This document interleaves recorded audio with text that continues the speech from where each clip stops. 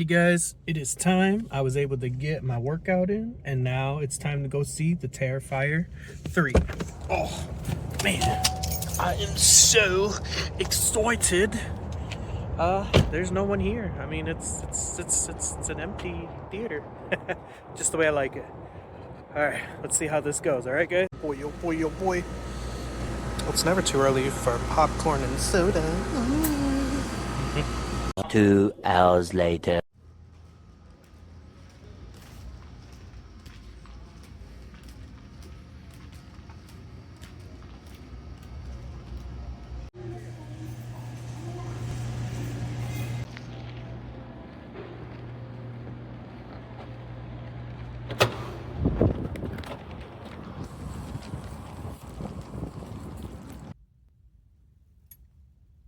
What the fuck?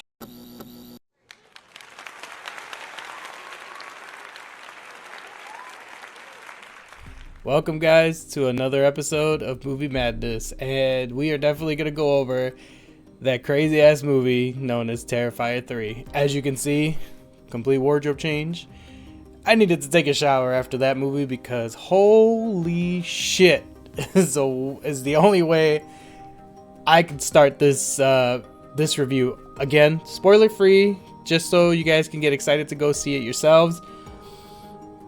This movie was 100 times more intense than the first two, and that's saying something if you've seen the first two. I mean, first 10 minutes of the movie is pretty intense. I could see why some people would have walked away. Not me, of course. You know, I had to stay for the whole thing, but wow. I mean, just wow.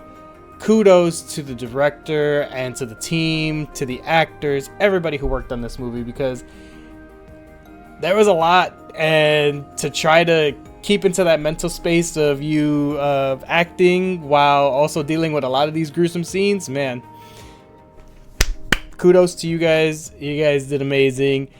This movie was intense. To not get into too much spoiler, we basically kind of start the story in that Christmas time, obviously, because that's the whole premise of this one. But we do a time jump of 5 years later, where we kind of catch up with our main character Sienna and her brother, and kind of like what they're dealing with, and in regards to the events they survived in Terrifier 2. Again, I'm not going to get too much into spoilers because I don't want to give much away. But this movie does do a good job in kind of putting you in their shoes of that PTSD that they have for everything that they were going through. And when Art the Clown is on screen, he does not disappoint. I mean, every moment he's on screen, you know something really effed up is about to happen, and it does. How did they get their hands on so much fake blood and all that is anybody's guess, but they literally outdid themselves from the last two movies. And again, that is saying something. If you've seen them, you will understand. I would have to say that the story kind of being expanded a little more, and the lore sort of being expanded a little more in this one. It wasn't really telling us exactly what's going on, but we're kind of unraveling the mystery a little bit as to why Sienna is, in all intents and purposes, a chosen one to kind of go after Art. And man, this movie just it really is something. It's intense, it's gory, it's violent.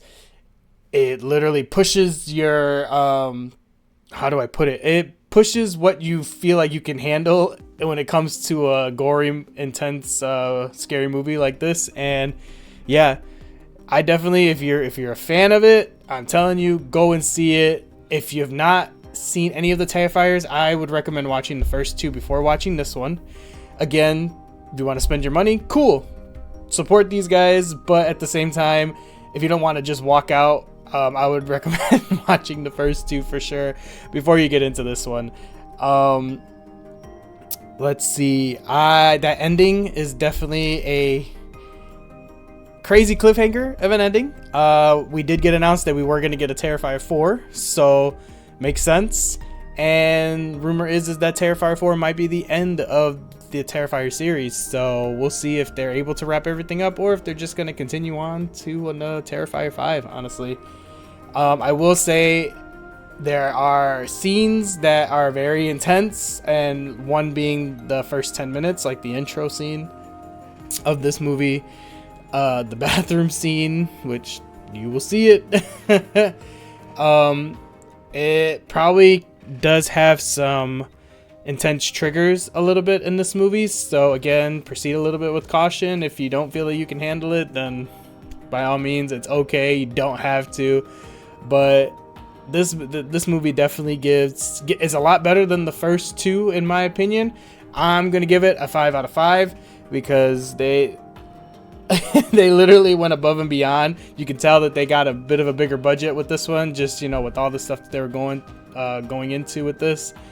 I think that the only negative I have for this movie is that the lore itself isn't really explored enough. As I mentioned earlier, you are kind of expanded a little bit on it.